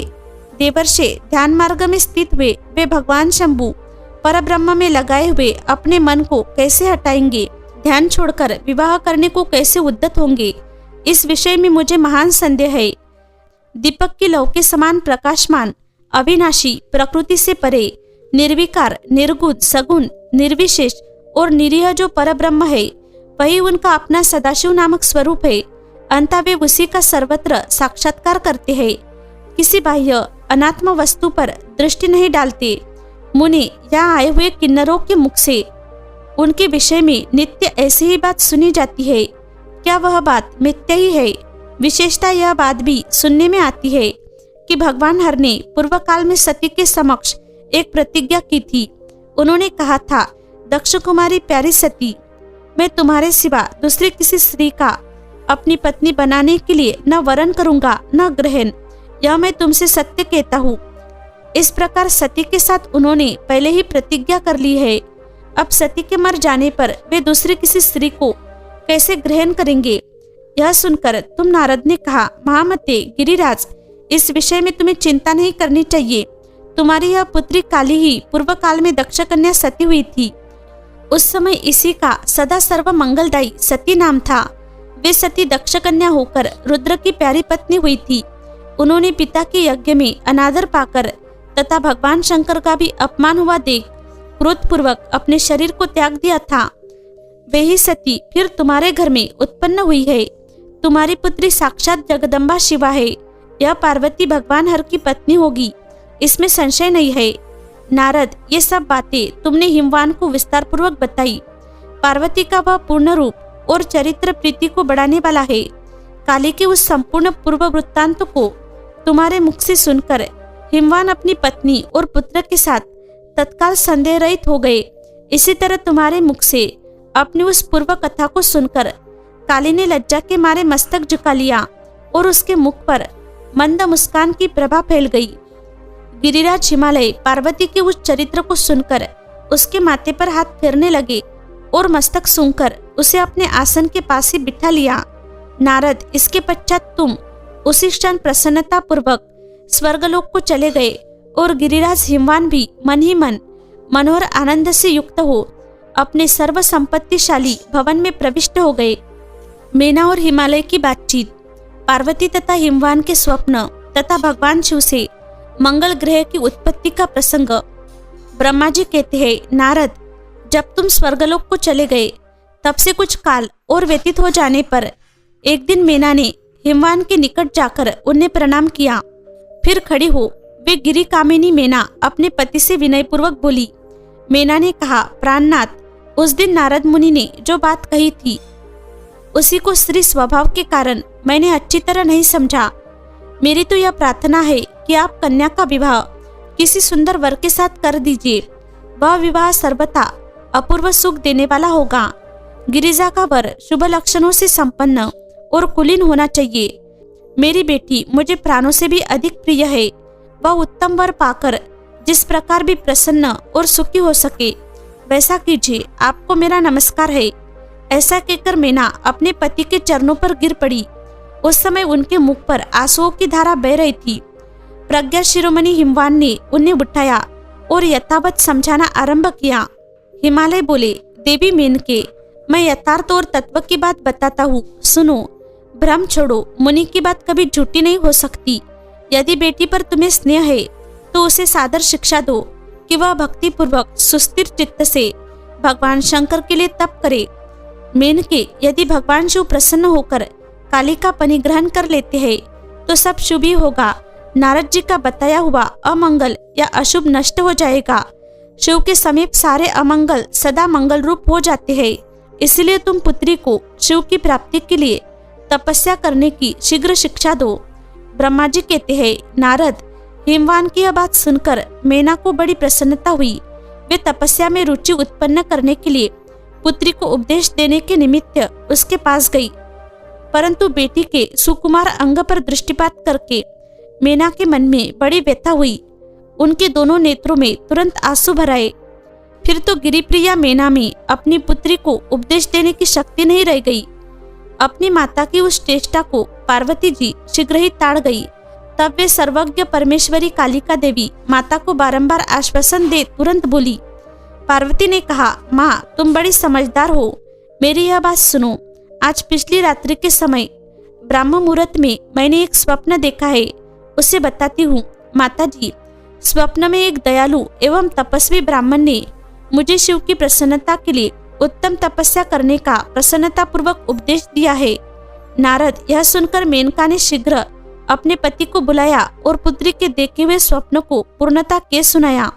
मेनका के मुख से पुत्र के स्वप्न को सुनकर गिरिराज हिमालय बड़े प्रसन्न हुए और अपनी प्रिय पत्नी को समझाते हुए बोले। गिरिराज ने कहा, प्रिय, पिछली रात में मैंने भी एक स्वप्न देखा है। मैं आदरपूर्वक उसे बताता हूँ, तुम प्रेम पूर्वक उसे सुनो। एक बड़े उत्तम तपस्वी थे। नारद जी ने वर के जैसे लक्षण बताए थे। उन्हीं लक्षणों से युक्त शरीर को उन्होंने धारण कर रखा था। वे बड़ी प्रसन्नता के साथ मेरे नगर के निकट तपस्या करने के लिए आए। उन्हें देखकर मुझे बड़ा हर्ष हुआ और मैं अपनी पुत्री को साथ लेकर उनके पास गया। उस समय मुझे ज्ञात हुआ कि नारद जी के बताए हुए वर भगवान शंभु यही है। तब मैंने उन तपस्वी की सेवा के लिए अपनी पुत्री को उपदेश देकर उनसे भी प्रार्थना की कि वे इसकी सेवा स्वीकार करें, परंतु उस समय उन्होंने मेरी बात नहीं मानी। इतने में ही वहाँ साख्य और वेदांत के अनुसार बहुत बड़ा विवाद छिड़ गया। तदनंतर उनकी आज्ञा से मेरी बेटी वही रह गई और अपने हृदय में उन्हीं की कामना रखकर भक्ति पूर्वक उनकी सेवा करने लगी। सुमुखी, यही मेरा देखा हुआ स्वप्न है जिसे मैंने तुम्हें बता दिया। अंता प्रिय, मैंने कुछ काल तक इस स्वप्न के फल की परीक्षा या प्रतीक्षा करनी चाहिए। इस समय यही उचित जान पड़ता है। तुम निश्चित समझो, यही मेरा विचार है। ब्रह्मा जी कहते हैं, मुनीश्वर नारद, ऐसा कहकर गिरिराज हिमवान और मेनका शुद्ध हृदय से उस स्वप्न के फल की परीक्षा एवं प्रतीक्षा करने लगे। देवर्षि शिव भक्त शिरोमणि भगवान शंकर का यश परम पावन, मंगलकारी, भक्तिवर्धक और उत्तम है। तुम इसे आदरपूर्वक सुनो। दक्ष यज्ञ से अपने निवास स्थान कैलाश पर्वत पर आकर भगवान शंभु प्रिय विरह से कातर हो गए और प्राणों से भी अधिक प्यारी सती देवी का हृदय से चिंतन करने लगे। अपने पार्षदों को बुलाकर सती के लिए शोक करते हुए उनके प्रेमवर्धक गुणों का अत्यंत प्रीतिपूर्वक वर्णन करने लगे। यह सब उन्होंने सांसारिक गति को दिखाने के लिए किया। फिर गृहस्थ आश्रम की सुंदर स्थिति तथा नीति रीति का परित्याग करके वे दिगंबर हो गए और सब लोकों में उन्मत्ति की भांति भ्रमण करने लगे। लीला कुशल होने के कारण विरह की अवस्था का प्रदर्शन करने लगे। सती के विरह से दुखित हो कहीं भी उनका दर्शन न पाकर भक्त कल्याणकारी भगवान शंकर पुनः कैलाश गिरी पर लौट आए और मन को यत्नपूर्वक एकाग्र करके उन्होंने समाधि लगा ली, जो समस्त दुखों का नाश करने वाली है। समाधि में वे अविनाशी स्वरूप का दर्शन करने लगे। इस तरह तीनों गुणों से रहित हो वे भगवान शिव चिरकाल तक सुस्थिर भाव से समाधि लगाए बैठे रहे। वे प्रभु स्वयं ही माया के अधिपति निर्विकार परब्रह्म है। तदनंतर जब असंख्य वर्ष व्यतीत हो गए तब उन्होंने समाधि छोड़ी। उसके बाद तुरंत ही जो चरित्र हुआ उसे मैं तुम्हें बताता हूँ। भगवान शिव के ललाट से उस समय श्रमजनित पसीने की एक बूंद पृथ्वी पर गिरी और तत्काल एक शिशु के रूप में परिणित हो गई। मुनि, उस बालक के 4 भुजाएं थी, शरीर की कांति लाल थी और आकार मनोहर था। दिव्य द्युति से दीप्तिमान वह शोभाशाली बालक अत्यंत दुस्सह तेज से संपन्न था। तथापि उस समय लोकाचार परायण परमेश्वर शिव के आगे वह साधारण शिशु की भांति रोने लगा। यह देख पृथ्वी भगवान शंकर से भयमान उत्तम बुद्धि से विचार करने के पश्चात सुंदरी स्त्री का रूप धारण करके वही प्रकट हो गई। उन्होंने उस सुंदर बालक को तुरंत उठाकर अपनी गोद में रख लिया और अपने ऊपर प्रकट होने वाले दुग्ध को ही स्तन के रूप में उसे पिलाने लगी। उन्होंने स्नेह से उसका मुंह चूमा और अपना ही बालक मान हंस हंसकर उसे खिलाने लगी। परमेश्वर शिव का हित साधन करने वाली पृथ्वी देवी सच्चे भाव से स्वयं उसकी माता बन गई। संसार की सृष्टि करने वाले परम कौतुकी एवं विद्वान अंतर्यामी शंभु वह चरित्र देखकर हंस पड़े और पृथ्वी को पहचान कर उनसे बोले, धरनी, तुम धन्य हो। मेरे इस पुत्र का प्रेम पूर्वक पालन करो। यह श्रेष्ठ शिशु मुझ महातेजस्वी शंभु के श्रम जल पसीने से तुम्हारे ही ऊपर उत्पन्न हुआ है। वसुदे, यह प्रियकारी बालक यद्यपि मेरे श्रम जल से प्रकट हुआ है, तथापि तुम्हारे नाम से तुम्हारे ही पुत्र के रूप में इसकी ख्याति होगी। यह सदा त्रिविध तापों से रहित होगा, अत्यंत गुणवान और भूमि देने वाला होगा। यह मुझे भी सुख प्रदान करेगा। तुम इसे अपनी रुचि के अनुसार ग्रहण करो। ब्रह्मा जी कहते हैं, नारद, ऐसा कहकर भगवान शिव चुप हो गए। उनके हृदय से विरह का प्रभाव कुछ कम हो गया। उनमें विरह क्या था, वे लोकाचार का पालन कर रहे थे। वास्तव में सत्पुरुषों के प्रिय श्री रुद्रदेव निर्विकार परमात्मा ही है। शिव की उपर्युक्त आज्ञा को शिरोधार्य करके पुत्र सहित पृथ्वी देवी शीघ्र ही अपने स्थान को चली गई। उन्हें अत्यंतिक सुख मिला। वह बालक भौम नाम से प्रसिद्ध हो युवा होने पर तुरंत काशी चला गया और वहां उसने दीर्घ काल तक भगवान शंकर की सेवा की। विश्वनाथ जी की कृपा से ग्रह की पदवी पाकर वे भूमि कुमार शीघ्र ही श्रेष्ठ एवं दिव्य लोक में चले गए, जो शुक्र लोक से परे है। भगवान शिव का गंगा अवतरण तीर्थ में तपस्या के लिए आना, हिमवान द्वारा उनका स्वागत, पूजन और स्तवन तथा भगवान शिव की आज्ञा के अनुसार उनका उस स्थान पर दूसरों को न जाने देने की व्यवस्था करना। ब्रह्मा जी कहते हैं, नारद, हिमवान की पुत्री लोक पूजित शक्ति स्वरूपा पार्वती हिमालय के घर में रहकर बढ़ने लगी। जब उनकी अवस्था 8 वर्ष की हो गई, तब सती के विरह से कातर हुए शंभु को उनके जन्म का समाचार मिला। नारद उस अद्भुत बालिका पार्वती को हृदय में रखकर वे मन ही मन बड़े आनंद का अनुभव करने लगे। इसी बीच में लौकिक गति का आश्रय ले शंभु ने अपने मन को एकाग्र करने के लिए तप करने का विचार किया। नंदी आदि कुछ शांत पार्षदों को साथ ले वे हिमालय के उत्तम शिखर पर गंगा अवतार नामक तीर्थ में चले आए, जहाँ पूर्व काल में ब्रह्मधाम से च्युत होकर समस्त पाप राशि का विनाश करने के लिए चली हुई परम पावनी गंगा पहले पहल भूतल पर अवतीर्ण हुई थी। जितेंद्रिय हर ने वही रहकर तपस्या आरंभ की। वे आलस्य रहित हो चेतन ज्ञान स्वरूप नित्य ज्योतिर्मय निरामय जगन्मय चिदानंद स्वरूप द्वैतहीन तथा आश्रय रहित अपने आत्मभूत परमात्मा का एकाग्र भाव से चिंतन करने लगे। भगवान हर के ध्यान परायण होने पर नंदी भृगी आदि कुछ अन्य पार्षदगण भी ध्यान में तत्पर हो गए। उस समय कुछ ही प्रथमगण परमात्मा शंभु की सेवा करते थे। वे सबके सब मौन रहते और एक शब्द भी नहीं बोलते थे। कुछ द्वारपाल हो गए थे। इसी समय गिरिराज हिमवान उस औषधि बहुल शिखर पर भगवान शंकर का शुभागमन सुनकर उनके प्रति आदर की भावना से वहां आए। आकर सेवकों सहित गिरिराज ने भगवान रुद्र को प्रणाम किया, उनकी पूजा की और अत्यंत प्रसन्न हो हाथ जोड़ उनका सुंदर स्तवन किया।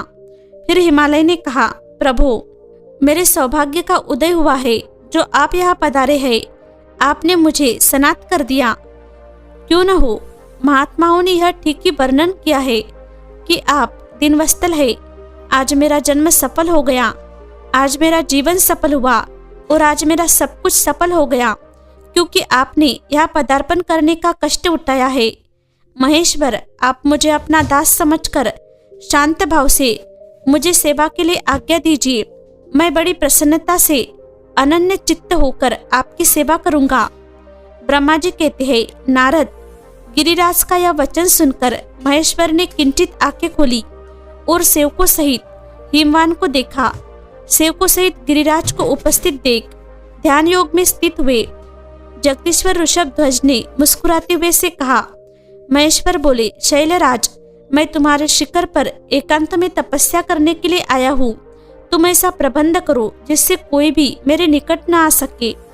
तुम महात्मा हो, तपस्या के धाम हो तथा मुनियों, देवताओं, राक्षसों और अन्य महात्माओं को भी सदा आश्रय देने वाले हो। द्विज आदि का तुम्हारे ऊपर सदा ही निवास रहता है। तुम गंगा से अभिषिक्त होकर सदा के लिए पवित्र हो गए हो। दूसरों का उपकार करने वाले तथा संपूर्ण पर्वतों के सामर्थ्यशाली राजा हो। गिरिराज, मैं यहाँ गंगावतारण स्थल में तुम्हारे आश्रित होकर आत्मसंयम पूर्वक बड़ी प्रसन्नता के साथ तपस्या करूंगा। शैलराज, गिरिश्रेष्ठ, जिस साधन से यहाँ मेरी तपस्या बिना किसी विघ्न बाधा के चालू रह सके, उसे इस समय प्रयत्न पूर्वक करो। पर्वत प्रवर, मेरी यह सबसे बड़ी सेवा है। तुम अपने घर जाओ और मैंने जो कुछ कहा है उसका उत्तम प्रीति से यत्नपूर्वक बंधन करो। ब्रह्मा जी कहते हैं, नारद, ऐसा कहकर सृष्टिकर्ता जगदीश्वर भगवान शंभु चुप हो गए। उस समय गिरिराज ने शंभु से प्रेम पूर्वक यह बात कही। जगन्नाथ परमेश्वर, आज मैंने अपने प्रदेश में स्थित हुए आपका स्वागत पूर्वक पूजन किया है। यही मेरे लिए महान सौभाग्य की बात है। अब आपसे और क्या प्रार्थना करूं? महेश्वर, कितने ही देवता बड़े बड़े यत्न का आश्रय ले महान तप करके भी आपको नहीं पाते, वे ही आप यहाँ स्वयं उपस्थित हो गए। मुझसे बढ़कर श्रेष्ठ सौभाग्यशाली और पुण्यात्मा दूसरा कोई नहीं है, क्योंकि आप मेरे पृष्ठभाग पर तपस्या के लिए उपस्थित हुए हैं। परमेश्वर, आज मैं अपने को देवराज इंद्र से भी अधिक भाग्यवान मानता हूँ, क्योंकि सेवकों सहित आपने यहाँ आकर मुझे अनुग्रह का भागी बना दिया। देवेश, आप स्वतंत्र है, यहाँ बिना किसी विघ्न बाधा के उत्तम तपस्या कीजिए। प्रभु, मैं आपका दास हूँ, अंततः सदा आपकी आज्ञा के अनुसार सेवा करूंगा। ब्रह्मा जी कहते हैं, नारद, ऐसा कहकर गिरिराज हिमालय तुरंत अपने घर को लौट आए। उन्होंने अपनी प्रिया मेना को बड़े आदर से वह सारा वृत्तांत के सुनाया। तत्पश्चात शैलराज ने साथ जाने वाले परिजनों तथा समस्त सेवगणों को बुलाकर उन्हें ठीक ठीक समझाया। हिमालय बोले, आज से कोई भी गंगावतरण नामक स्थान में, जो मेरे स्पुष्ट भाग में ही है, मेरी आज्ञा मानकर न जाए। यह मैं सच्ची बात कहता हूँ। यदि कोई वहां जाएगा तो उस महादृष्ट को मैं विशेष दंड दूंगा। मुनि, इस प्रकार अपने समस्त गणों को शीघ्र ही नियंत्रित करके हिमवान ने विघ्न निवारने के लिए जो सुंदर प्रयत्न किया, वह तुम्हें बताता हूँ, सुनो। हिमवान का पार्वती को शिव की सेवा में रखने के लिए उनसे आज्ञा मांगना और शिव का कारण बताते हुए इस प्रस्ताव को अस्वीकार कर देना। ब्रह्मा जी कहते हैं, नारद, तदनंतर शैलराज हिमालय उत्तम फल फूल लेकर अपनी पुत्री के साथ हर्षपूर्वक भगवान हर के समीप गए। वहां जाकर उन्होंने ध्यान परायण त्रिलोकीनाथ शिव को प्रणाम किया और अपनी अद्भुत कन्या कालिका को हृदय से उनकी सेवा में अर्पित कर दिया। फल फूल आदि सारी सामग्री उनके सामने रखकर पुत्री को आगे करके शैलराज ने शंभु से कहा, भगवान, मेरी पुत्री, आप भगवान चंद्रशेखर की सेवा करने के लिए उत्सुक है। अंततः आपके आराधना की इच्छा से मैं इसको साथ लाया हूँ। यह अपनी दो सखियों के साथ सदा आप शंकर की सेवा में रहे। नाथ, यदि आपका मुझ पर अनुग्रह है तो इस कन्या को सेवा के लिए आज्ञा दीजिए। तब भगवान शंकर ने उस परम मनोहर काम रूपिणी कन्या को देखकर आंखें मूंद ली और अपने त्रिगुणातीत अविनाशी परम तत्वमय उत्तम रूप का ध्यान आरंभ किया। उस समय सर्वेश्वर एवं सर्वव्यापी जटाजूटधारी वेदांत वेद्य चंद्रकला विभूषण शंभु उत्तम आसन पर बैठकर नेत्र बंद किए तब ध्यान में ही लग गए। यह देख हिमाचल ने मस्तक झुकाकर पुनः उनके चरणों में प्रणाम किया। यद्यपि उनके हृदय में दीनता नहीं थी, तो भी वे उस समय इस संशय में पड़ गए कि न जाने भगवान मेरी प्रार्थना स्वीकार करेंगे या नहीं। वक्ताओं में श्रेष्ठ गिरिराज हिमवान ने जगत के एकमात्र बंधु भगवान शिव से इस प्रकार कहा। हिमालय बोले, देवदेव महादेव, करुणाकर शंकर विभो, मैं आपकी शरण में आया हूँ। आंखें खोलकर मेरी ओर देखिए।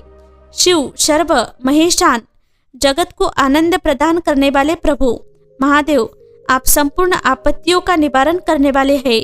मैं आपको प्रणाम करता हूँ। स्वामीन प्रभु, मैं अपनी इस पुत्री के साथ प्रतिदिन आपका दर्शन करने के लिए आऊंगा, इसके लिए आदेश दीजिए। उनकी यह बात सुनकर देवदेव महेश्वर ने आंखें खोलकर ध्यान छोड़ दिया और कुछ सोच विचार कर कहा। महेश्वर बोले, गिरिराज, तुम अपनी इस कुमारी कन्या को घर में रखकर ही नित्य मेरे दर्शन को आ सकते हो, अन्यथा मेरा दर्शन नहीं हो सकता। महेश्वर की ऐसी बात सुनकर शिवा के पिता हिमवान मस्तक झुकाकर उन भगवान शिव से बोले, प्रभु, यह तो बताइए किस कारण से मैं इस कन्या के साथ आपके दर्शन के लिए नहीं आ सकता?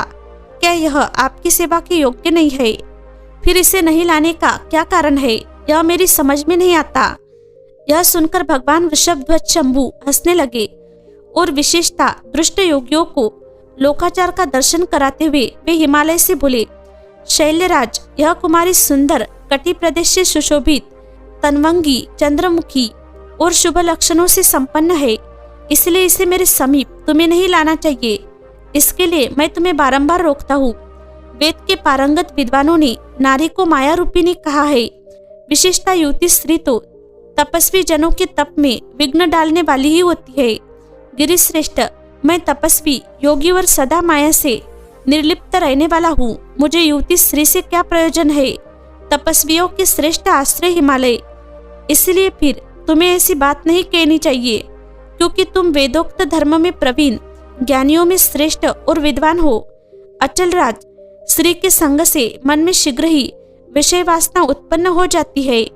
उससे वैराग्य नष्ट होता है और वैराग्य न होने से पुरुष उत्तम तपस्या से भ्रष्ट हो जाता है।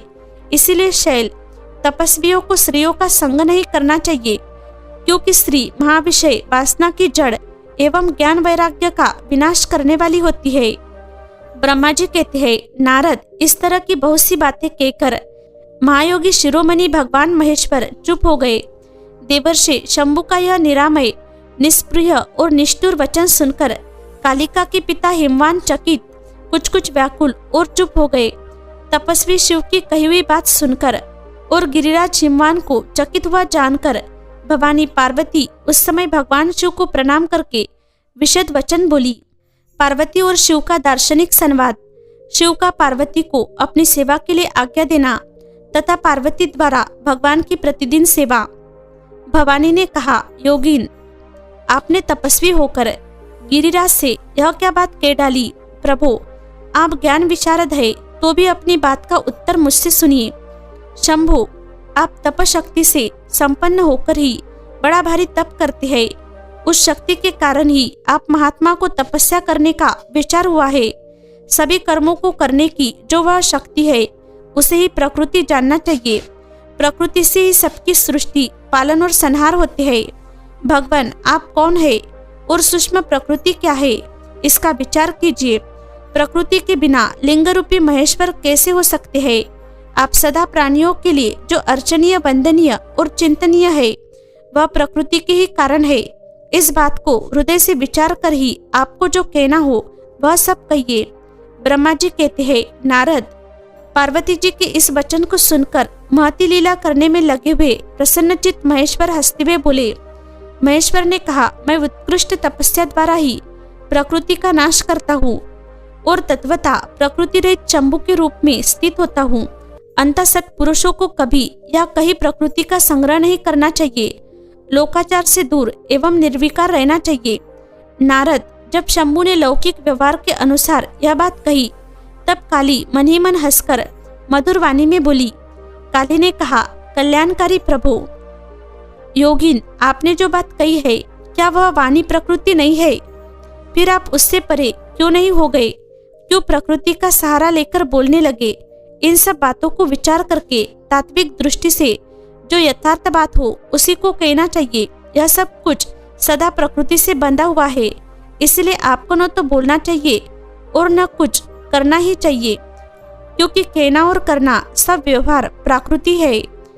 आप अपनी बुद्धि से इसको समझिए। आप जो कुछ सुनते, खाते, देखते और करते हैं, वह सब प्रकृति का ही कार्य है। झूठे वाद विवाद करना व्यर्थ है। प्रभो शंभो, यदि आप प्रकृति से परे हैं, तो इस समय इस हिमवान पर्वत पर आप तपस्या किस लिए करते हैं? हर प्रकृति ने आपको निगल लिया है। अंत आप अपने स्वरूप को नहीं जानते। ईश, आप यदि अपने स्वरूप को जानते हैं, तो किस लिए तप करते हैं? योगिन, मुझे आपके साथ वाद विवाद करने की क्या आवश्यकता है? प्रत्यक्ष प्रमाण उपलब्ध होने पर विद्वान पुरुष अनुमान प्रमाण को नहीं मानते। जो कुछ प्राणियों की इंद्रियों का विषय होता है, वह सब ज्ञानी पुरुषों को बुद्धि से विचार कर प्रकृति मानना चाहिए। योगीश्वर, बहुत कहने से क्या लाभ? मेरी उत्तम बात सुनिए। मैं प्रकृति हूँ, आप पुरुष है, यह सत्य है, सत्य है, इसमें संशय नहीं है। मेरे अनुग्रह से ही आप सगुण और साकार माने गए हैं। मेरे बिना तो आप निरह है, कुछ भी नहीं कर सकते हैं। आप जितेंद्रिय होने पर भी प्रकृति के अधीन हो सदा नाना प्रकार के कर्म करते रहते हैं। फिर निर्विकार कैसे है और मुझसे लिप्त कैसे नहीं? शंकर, यदि आप प्रकृति से परे है और यदि आपका यह कथन सत्य है, तो आपको मेरे समीप रहने पर भी डरना नहीं चाहिए। ब्रह्मा जी कहते हैं, पार्वती का यह शाक्य शास्त्र के अनुसार कहा हुआ वचन सुनकर भगवान शिव वेदांत मत में स्थित हो उनसे यो बोले। श्री शिव ने कहा, सुंदर भाषण करने वाली गिरिजे, यदि तुम शाक्य मत को धारण करके ऐसी बात कहती हो तो प्रतिदिन मेरी सेवा करो, परंतु वह सेवा शास्त्र निषिद्ध नहीं होनी चाहिए। गिरिजा से ऐसा कहकर भक्तों पर अनुग्रह और उनका मनोरंजन करने वाले भगवान शिव हिमवान से बोले। शिव ने कहा, गिरिराज, मैं यही तुम्हारे अत्यंत रमणीय श्रेष्ठ शिखर की भूमि पर उत्तम तपस्या तथा अपने आनंदमय परमार्थ स्वरूप का विचार करता हुआ विचरूंगा। पर्वतराज, आप मुझे यह तपस्या करने की अनुमति दे। आपकी अनुआज्ञा के बिना कोई तप नहीं किया जा सकता। देवादिदेव शूलधारी भगवान शिव का यह कथन सुनकर हिमवान ने उन्हें प्रणाम करके कहा, महादेव, देवता, असुर और मनुष्य सहित संपूर्ण जगत तो आपका ही है। मैं तुच्छ होकर आपसे क्या कहूँ। ब्रह्मा जी कहते हैं, नारद, गिरिराज हिमवान के ऐसा कहने पर लोक कल्याणकारी भगवान शंकर हंस पड़े और आदरपूर्वक उनसे बोले, अब तुम जाओ। शंकर की आज्ञा पाकर हिमवान अपने घर लौट गए। वे गिरिजा के साथ प्रतिदिन उनके दर्शन के लिए आते थे। काली अपने पिता के बिना भी दोनों सखियों के साथ नित्य शंकर जी के पास जाती और भक्तिपूर्वक उनकी सेवा में लगी रहती। नंदीश्वर आदि कोई भी गण उन्हें रोकता नहीं था। तात महेश्वर के आदेश से ही ऐसा होता था। प्रत्येक गण पवित्रता पूर्वक रहकर उनकी आज्ञा का पालन करता था। जो विचार करने से परस्पर अभिन्न सिद्ध होते हैं, उन्हें शिवा और शिव ने सांख्य और वेदांत मत में स्थित हो जो कल्याणदायक संवाद किया, वह सर्वदा सुख देने वाला है। वह संवाद मैंने यह कह सुनाया। इंद्रियातीत भगवान शंकर ने गिरिजा के कहने से उनका गौरव मानकर उनकी पुत्री को अपने पास रहकर सेवा करने के लिए स्वीकार कर लिया। काली अपनी दो सखियों के साथ चंद्रशेखर महादेव जी की सेवा के लिए प्रतिदिन आती जाती रहती थी। वे भगवान शंकर के चरण धोकर उस चरणामृत का पान करती थी। आग से तपाकर शुद्ध किए हुए वस्त्र से अथवा गर्म जल से धोए हुए वस्त्र के द्वारा उनके शरीर का मार्जन करती, उसे मलती पोंछती थी। फिर 16 उपचारों से विधिवत हर की पूजा करके बारंबार उनके चरणों में प्रणाम करने के पश्चात प्रतिदिन पिता के घर लौट जाती रही। मुनि श्रेष्ठ, इस प्रकार ध्यान परायण शंकर की सेवा में लगी हुई शिवा का महान समय व्यतीत हो गया, तो भी वे अपनी इंद्रियों के संयम में रखकर पूर्ववत उनकी सेवा करती रही। महादेव जी ने जब फिर उन्हें अपनी सेवा में नित्य तत्पर देखा, तब वे दया से द्रवित हो उठे और इस प्रकार विचार करने लगे, यह काली जब तपश्चर्या व्रत करेगी और इसमें गर्व का बीज नहीं रह जाएगा, तभी मैं इसका परिग्रहण करूंगा। ऐसा विचार करके महालीला करने वाले महायोगीश्वर भगवान भूतनाथ तत्काल ध्यान में स्थित हो गए। मुनि परमात्मा शिव जब ध्यान में लग गए, तब उनके हृदय में दूसरी कोई चिंता नहीं रह गई। काली प्रतिदिन महात्मा शिव के रूप का निरंतर चिंतन करती हुई उत्तम भक्ति भाव से उनकी सेवा में लगी रही। ध्यान परायण भगवान हर शुद्ध भाव से बाहर रहती हुई काली को नित्य देखते थे, फिर भी पूर्व चिंता को भुलाकर उन्हें देखते हुए भी नहीं देखते थे। इसी बीच में इंद्र आदि देवताओं तथा मुनियों ने ब्रह्मा जी की आज्ञा से कामदेव को वह आदरपूर्वक भेजा। वे काम की प्रेरणा से काली का रुद्र के साथ सहयोग कराना चाहते थे। उनके ऐसा करने में कारण यह था कि महापराक्रमी तारकासुर से वे बहुत पीड़ित थे और शंकर जी से किसी महान बलवान पुत्र की उत्पत्ति चाहते थे। कामदेव ने वहां पहुंचकर अपने सब उपायों का प्रयोग किया, परंतु महादेव जी के मन में तनिक भी क्षोभ नहीं हुआ। उल्टे उन्होंने कामदेव को जलाकर भस्म कर दिया। मुनि तब सती पार्वती ने भी गर्वरहित हो उनकी आज्ञा से बहुत बड़ी तपस्या करके शिव को पति रूप में प्राप्त किया। फिर वे पार्वती और परमेश्वर परस्पर अत्यंत प्रेम में और प्रसन्नता पूर्वक रहने लगे। उन दोनों ने परोपकार में तत्पर रहकर देवताओं का महान कार्य सिद्ध किया। तारकासुर के सताए हुए देवताओं का ब्रह्मा जी को अपनी कष्ट कथा सुनाना, ब्रह्मा जी का उन्हें पार्वती के साथ शिव के विवाह के लिए उद्योग करने का आदेश देना, ब्रह्मा जी के समझाने से तारकासुर का स्वर्ग को छोड़ना और देवताओं का वहां रहकर लक्ष्य सिद्धि के लिए यत्नशील होना। सूत जी कहते हैं, तदनंतर नारद जी के पूछने पर पार्वती के विवाह के विस्तृत प्रसंग को उपस्थित करते हुए ब्रह्मा जी ने तारकासुर की उत्पत्ति, उसके उग्र तप, मनोवंचित वर प्राप्ति तथा देवता और असुर सबको जीतकर स्वयं इंद्र पर प्रतिष्ठित हो जाने की कथा सुनाई। तत्पश्चात ब्रह्मा जी ने कहा, तारकासुर तीनों लोकों को अपने वश में करके जब स्वयं इंद्र हो गया, तब उसके समान दूसरा कोई शासक नहीं रह गया। वह जितेंद्रिय असुर त्रिभुवन का एकमात्र स्वामी होकर अद्भुत ढंग से राज्य का संचालन करने लगा। उसने समस्त देवताओं को निकालकर उनकी जगह दैत्यों को स्थापित कर दिया और विद्याधर आदिदेव योगियों को स्वयं अपने कर्म में लगाया। मुने तदनंतर तारकासुर के सताए हुए इंद्र आदि संपूर्ण देवता अत्यंत व्याकुल और अनाथ होकर मेरी शरण में आए। उन सब ने मुझ प्रजापति को प्रणाम करके बड़ी भक्ति से मेरा स्तवन किया और अपने दारुण दुख की बातें बताकर कहा, प्रभु आप ही हमारी गति है, आप ही हमें कर्तव्य का उपदेश देने वाले हैं और आप ही हमारे धाता एवं उद्धारक है। हम सब देवता तारकासुर नामक अग्नि में जलकर अत्यंत व्याकुल हो रहे हैं। जैसे सन्निपात रोग में प्रबल औषधियां भी निर्बल हो जाती है, उसी प्रकार उस असुर ने हमारे सभी क्रूर उपायों को बलहीन बना दिया है। भगवान विष्णु के सुदर्शन चक्र पर ही हमारी विजय की आशा अवलंबित रहती है, परंतु वह भी उसके कंठ पर कुंठित हो गया। उसके गले में पड़कर वह ऐसा प्रतीत होने लगा था मानो उस असुर को फूल की माला पहनाई गई हो। मुनि देवताओं का यह कथन सुनकर मैंने उन सबसे समयोचित बात कही, देवताओं मेरे ही वरदान से दैत्य तारकासुर इतना बढ़ गया है, अंततः मेरे हाथों ही उसका वध होना उचित नहीं। जो जिससे पलकर बड़ा हो उसका उसी के द्वारा वध होना योग्य कार्य नहीं है। विष के वृक्ष को भी यदि स्वयं सींचकर बड़ा किया गया हो तो उसे स्वयं काटना अनुचित माना गया है। तुम लोगों का सारा कार्य करने के योग्य भगवान शंकर है, किंतु वे तुम्हारे कहने पर भी स्वयं उस असुर का सामना नहीं कर सकते। तारक दैत्य स्वयं अपने पाप से नष्ट होगा। मैं जैसा उपदेश करता हूँ तुम वैसा कार्य करो। मेरे वर के प्रभाव से न मैं तारकासुर का वध कर सकता हूँ, न भगवान विष्णु कर सकते हैं और न भगवान शंकर ही उसका वध कर सकते हैं। दूसरा कोई वीर पुरुष अथवा सारे देवता मिलकर भी उसे नहीं मार सकते।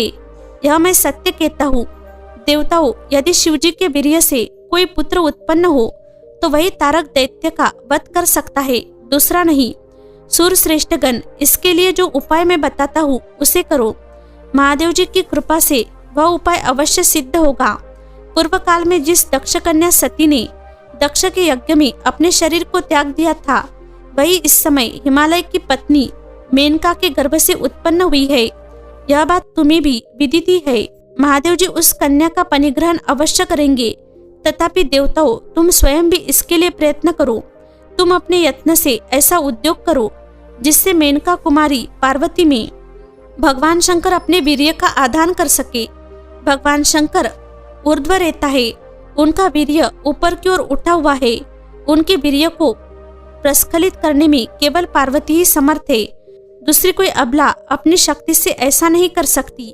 गिरिजा की पुत्री वे पार्वती इस समय युवावस्था में प्रवेश कर चुकी है और हिमालय पर तपस्या में लगे हुए महादेव जी की प्रतिदिन सेवा करती है। अपने पिता हिमवान के कहने से काली शिवा अपने 2 सखियों के साथ ध्यानपरायण परमेश्वर शिव की साग्रह सेवा करती है। तीनों लोकों में सबसे अधिक सुंदरी पार्वती शिव के सामने रहकर प्रतिदिन उनकी पूजा करती है। तथापि वे ध्यानमग्न महेश्वर मन से भी ध्यानहीन स्थिति में नहीं आते, अर्थात ध्यान भंग करके पार्वती की ओर देखने का विचार भी मन में नहीं लाते। देवताओं चंद्रशेखर शिव जिस प्रकार कालिका को अपनी भार्या बनाने की इच्छा करे, वैसी चेष्टा तुम लोग शीघ्र ही प्रयत्न पूर्वक करो। मैं उस दैत्य के स्थान पर जाकर तारकासुर को बुरे हट से हटाने की चेष्टा करूंगा। अंततः तुम लोग अपने स्थान को जाओ। नारद देवताओं से ऐसा कहकर मैं शीघ्र ही तारकासुर से मिला और बड़े प्रेम से बुलाकर मैंने उससे इस प्रकार कहा, तारक यह स्वर्ग हमारे तेज का सार तत्व है, परंतु तुम यहाँ के राज्य का पालन कर रहे हो, जिसके लिए तुमने उत्तम तपस्या की थी, उससे अधिक चाहने लगे हो।